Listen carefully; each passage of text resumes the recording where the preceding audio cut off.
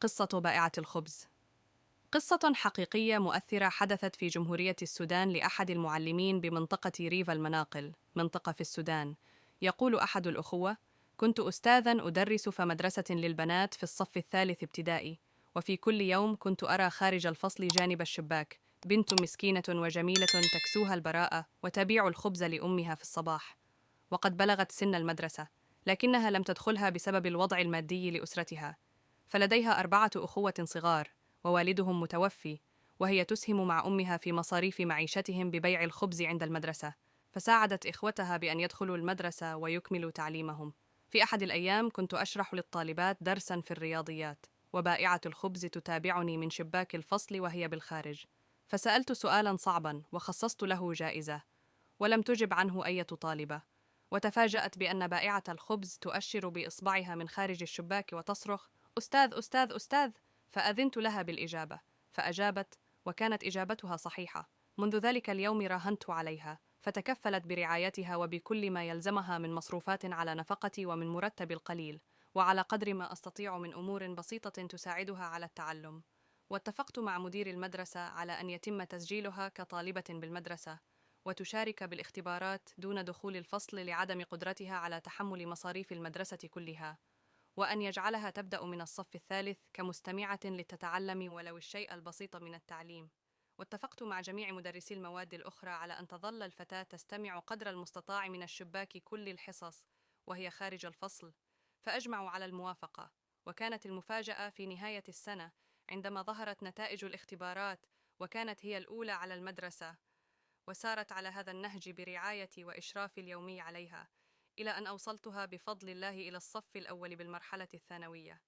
ثم كبر أحد إخوتها وعمل بعربة كارو لبيع الماء وبقي يصرف عليهم، وهنا فارقت السودان للعمل بالخارج، ولم يكن هناك تليفونات في ذلك الوقت لكي أواصل متابعة أخبارها، وانقطعت صلتها بي لمدة 16 عاماً.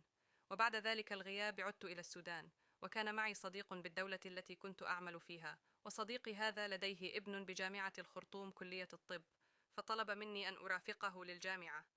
وأثناء دخول الجامعة مع صديقي مكثت بعض الوقت في الكافيتيريا، فإذا بامرأة على قدر من الجمال تحدق في بشوق، وقد تغيرت معالم وجهها عندما رأتني، وأنا لا أدري لماذا تحدق في بهذا التأثر.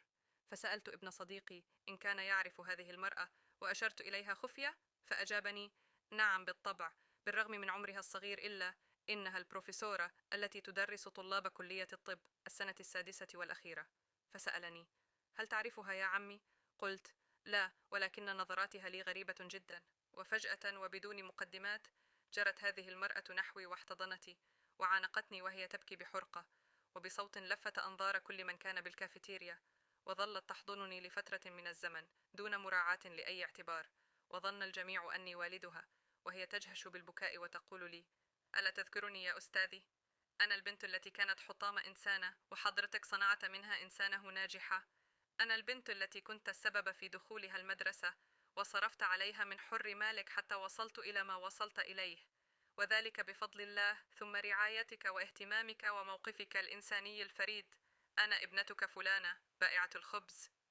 فكدت أن أقع مغميا علي من دهشتي وشدة تأثري من جانب، وفرحي بها من جانب آخر، ووالله بكيت كثيرا عندما تذكرت كيف كانت وكيف أصبحت على ما هي عليه اليوم.